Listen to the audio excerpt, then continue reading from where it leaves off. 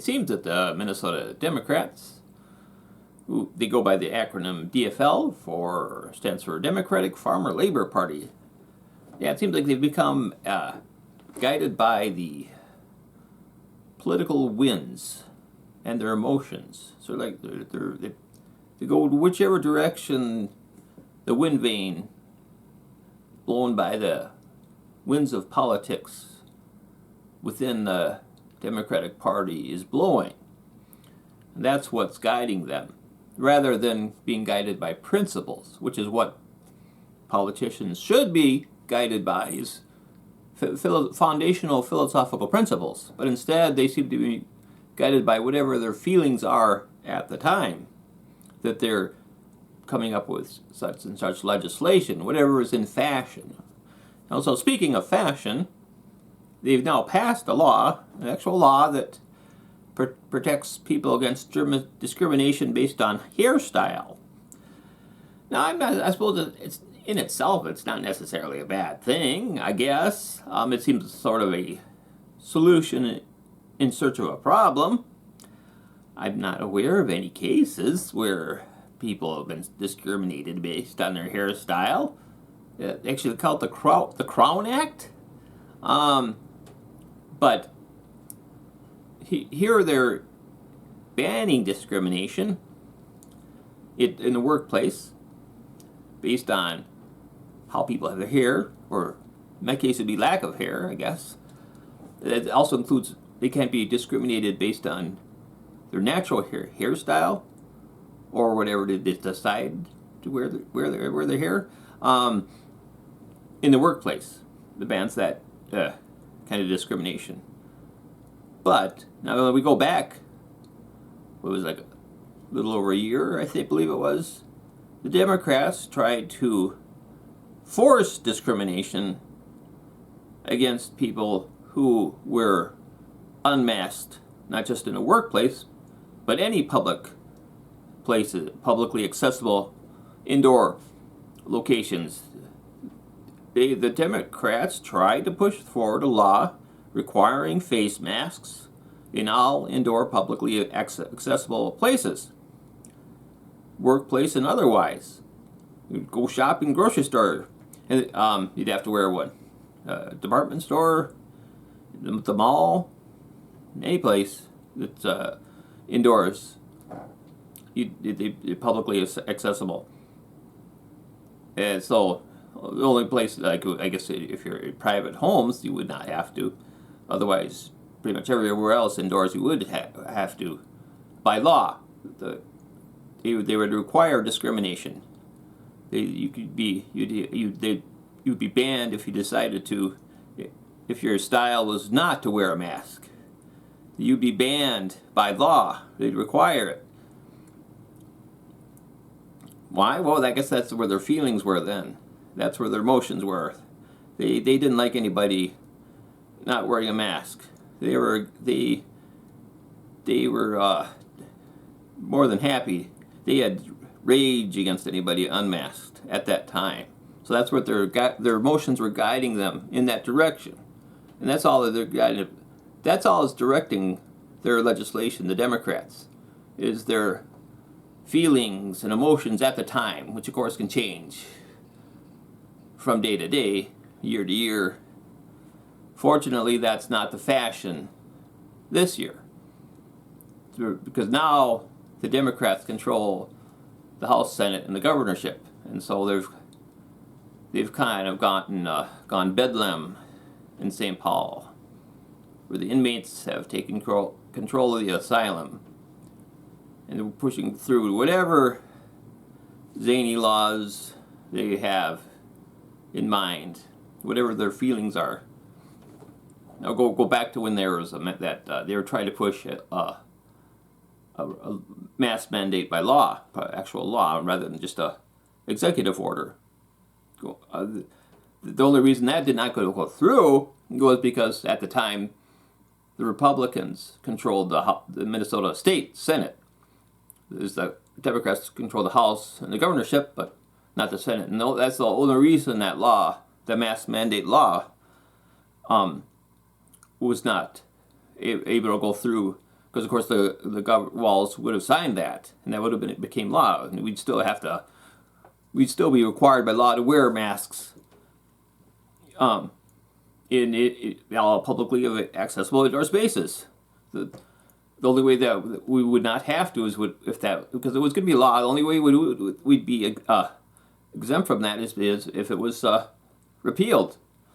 Maybe they would have repealed it by now because, well, it's gone out of fashion. Their emotions aren't pushing them in that direction now, thank goodness. But they have all sorts of other areas where their emotions and feelings are pushing them.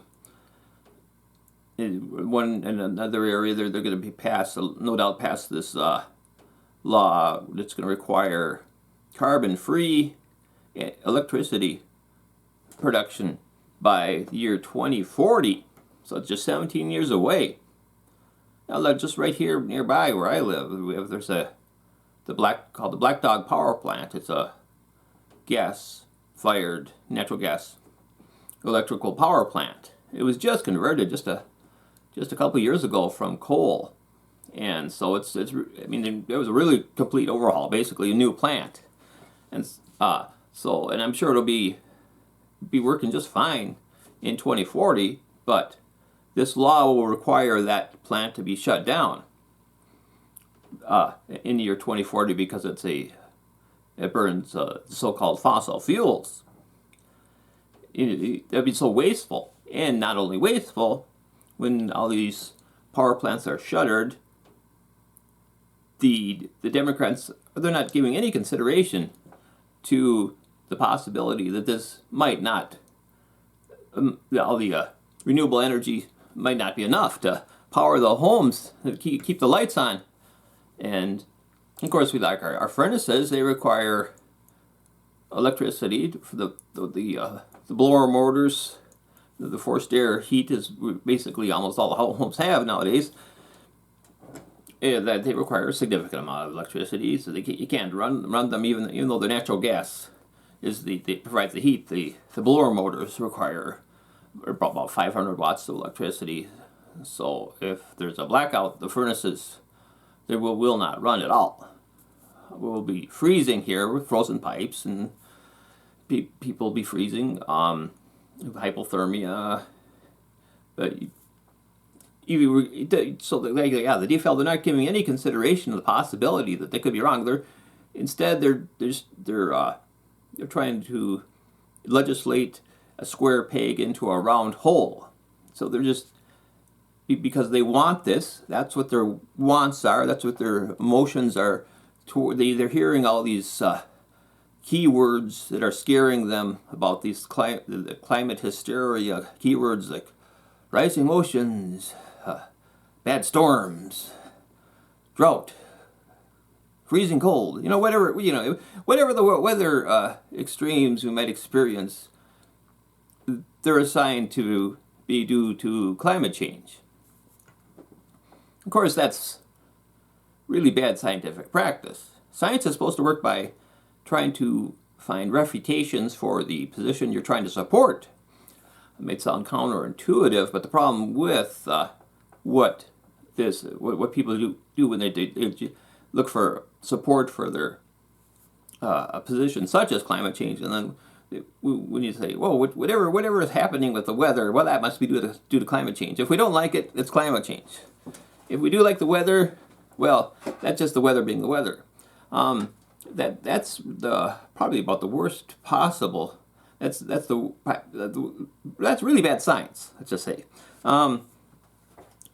But because for any position, whether scientific or otherwise, you can always find confirmations.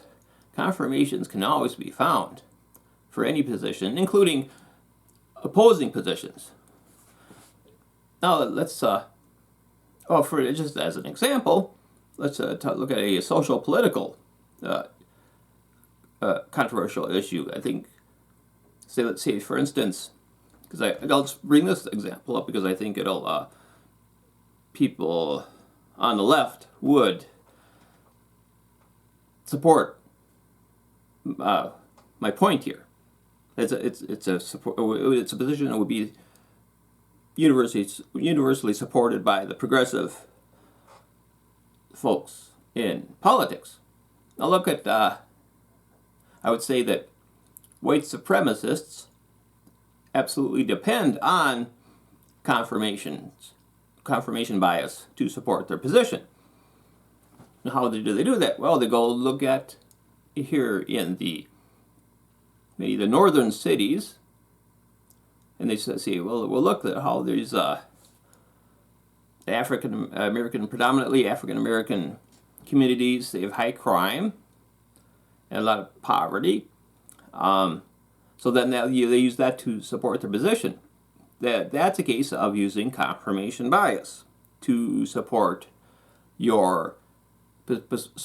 a position that is false. And how do I know it's false? Because refutations for it can be easily found.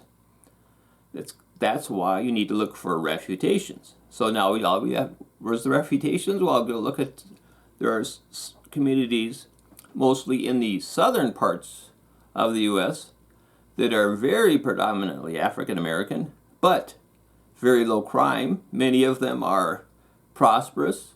Some are not so prosperous, but still very quiet, calm, and very low crime. Everybody gets along. Everything works very nice.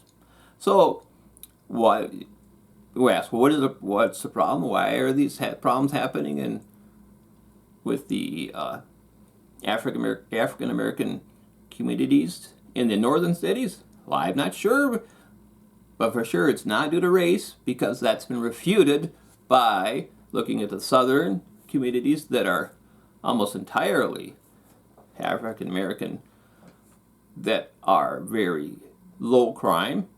Many are very prosperous, quiet, very pleasant communities. They have refuted the position of the white supremacists, the existence of those communities. So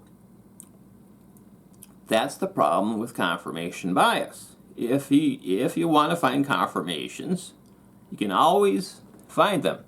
Whatever your position is, it doesn't matter. That's one thing I learned in undergraduate philosophy class when I was studying the philosophy of science, that confirmations can always be found. But I still hear when people trying to support their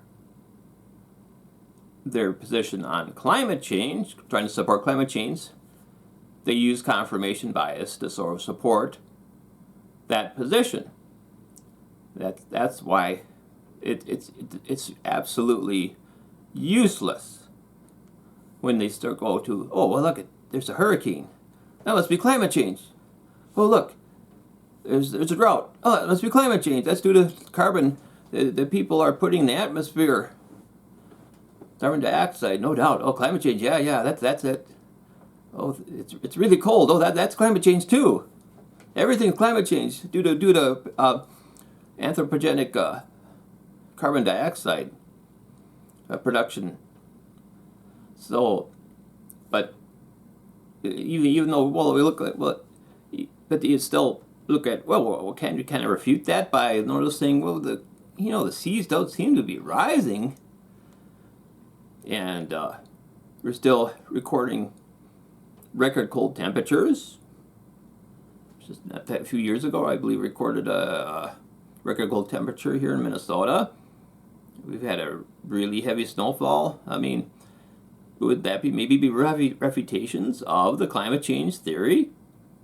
The problem with climate change is there's no control group. The climate is a complex system involving, it's just like it's moving plasma, shifting plasma around the Earth. That makes it so difficult that we can only predict the weather with any accuracy within a few days, because it's such a slurry, this plasma, a slurry of gases and water vapor in the atmosphere. It makes it extremely difficult to predict the weather with any degree of accuracy, much beyond a few days. Maybe go a week. Not much more than that. So, if we're going to have such uncertainty in predicting the weather beyond few days or maybe several days, how can they be so certain what is causing the different this so-called climate change phenomena years into the future? It would seem that there's a lot of epistemological weakness in the climate change theory, and yet there's all sorts of laws being enacted and restrictions that are turning lives upside down for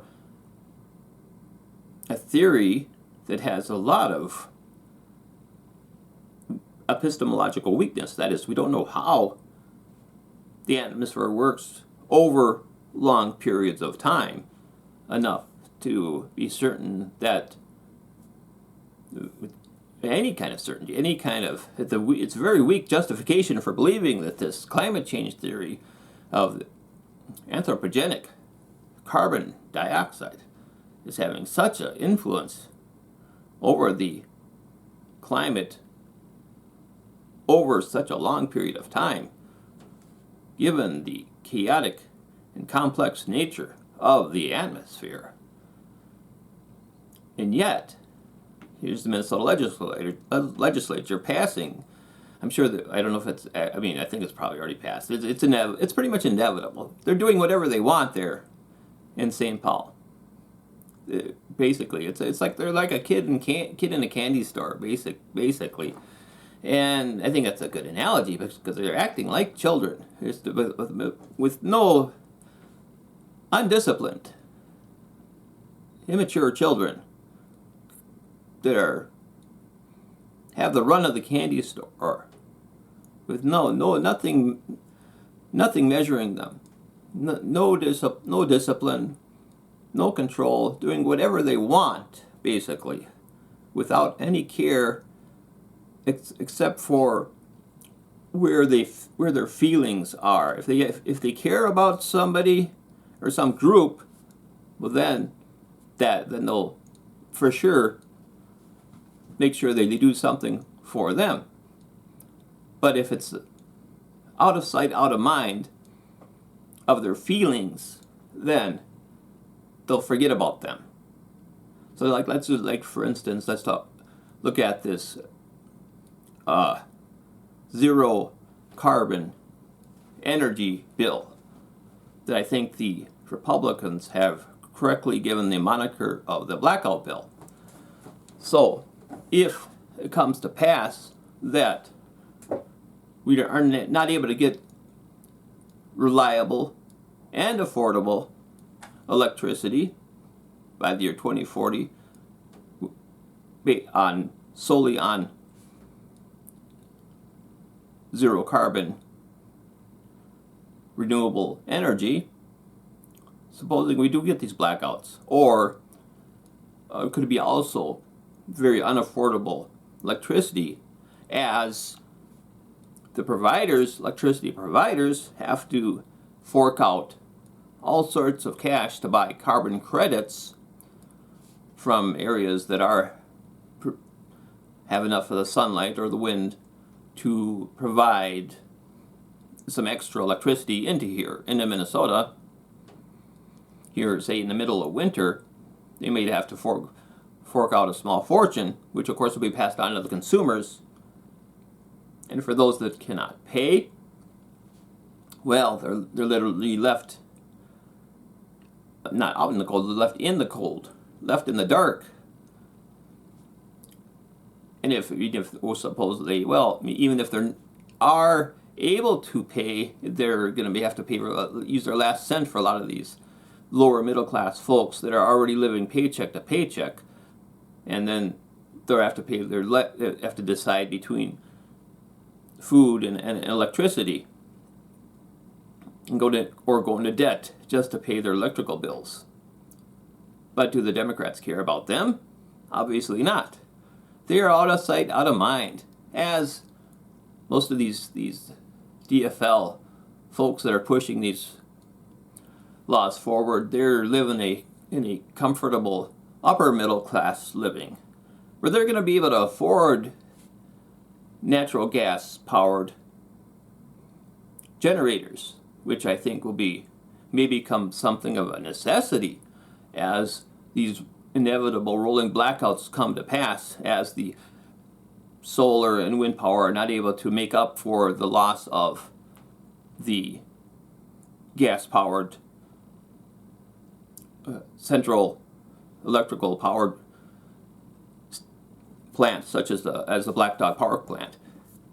So as we get these rolling blackouts, we might have to, everybody that can afford one, but it's going to become something of a necessity where they're going to end up using these gas-powered generators that are, of course, fossil fuel powered because they're natural gas powered, and these limousine liberals will just they'll be able to afford those, and then they'll not receive no discomfort, and they'll just if their electrical bill goes too high, so well then maybe they might want to have their backup generator on all the time, because it's just too expensive to tap into the power grid where they're having the power companies are having to pay buy all these carbon credits to keep the lights on.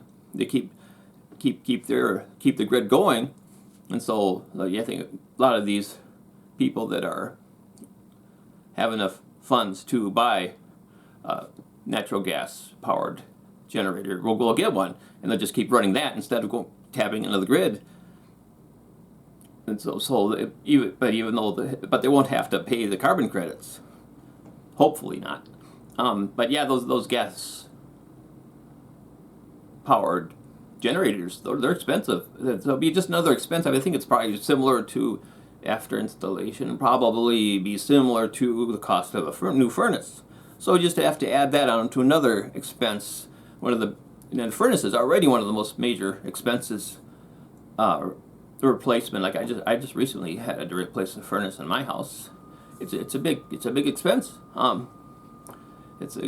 now in addition to the furnace, you're gonna talk and a new roof. That's what's occasional expense. That's a major one. Now we're gonna have to add a gas-powered backup generator to the necessary major expenses that homeowners have to deal with, even though so many people are living paycheck to paycheck as it is, barely able to make expenses. Now we're gonna have to add a gas-powered, natural gas-powered backup generator. That doesn't seem fair. Do the DFL care about those people? No. Why not? Well, they're not on your mind. Those people that have to, these sort of things are not something that it's not in their emotional consciousness, and that's all that the DFL is being guided by now, is their emotion, their feelings. They're just shifting around. It's just an emotional wind vane for them.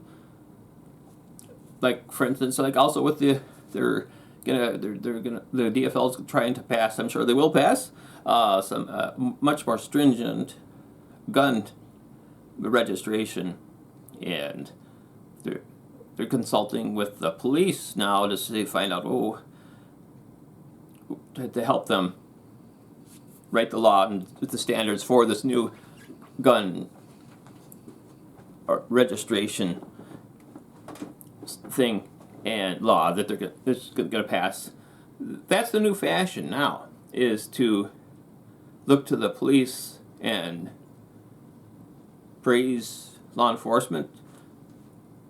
But so after the George Floyd,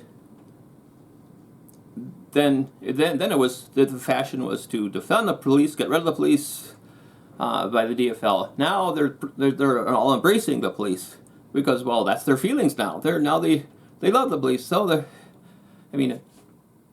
all along I was always a supporter of public law enforcement. I think it may need some reforms, absolutely. But yeah, I'm still believe in. I think I also support public schools.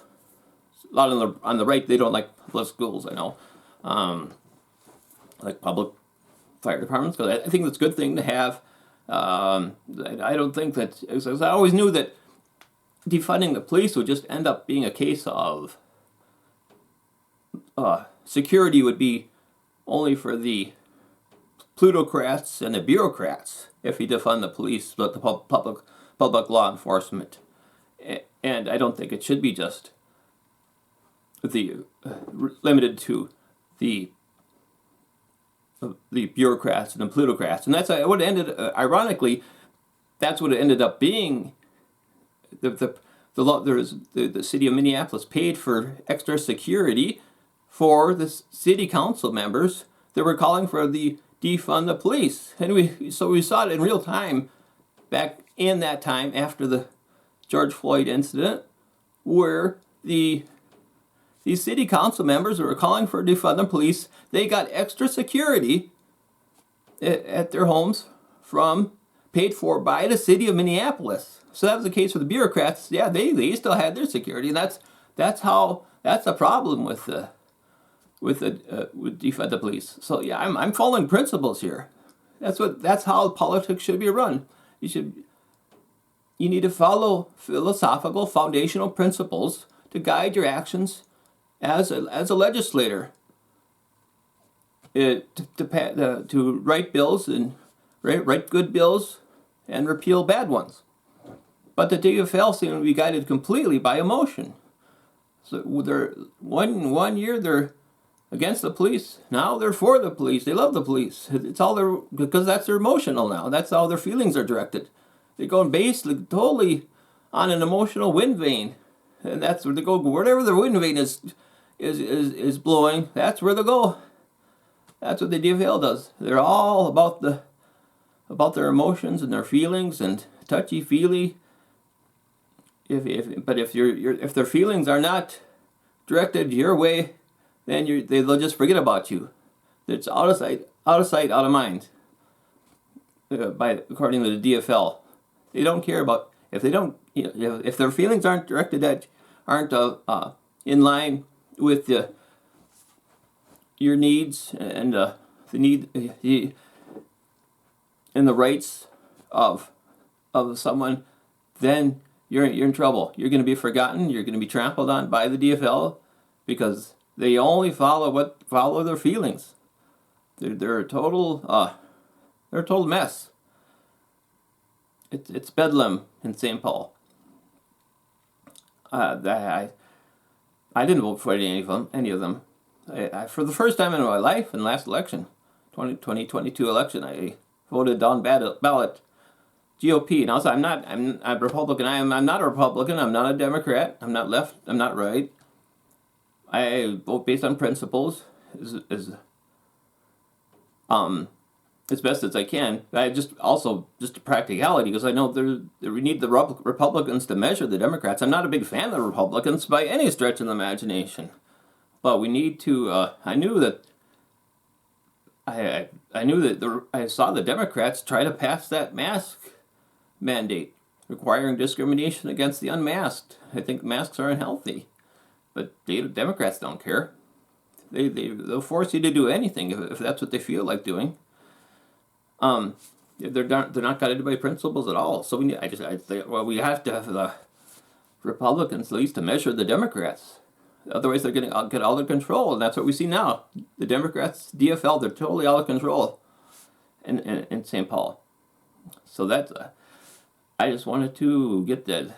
I just wanted to vent for a while about this, about the Democrats, the DFL, their problem, but they're completely oblivious to it, to the problems of their just being guided totally by feelings and not by principles, and that's just what I wanted to say. And so, yeah, if you're still watching, thanks for watching.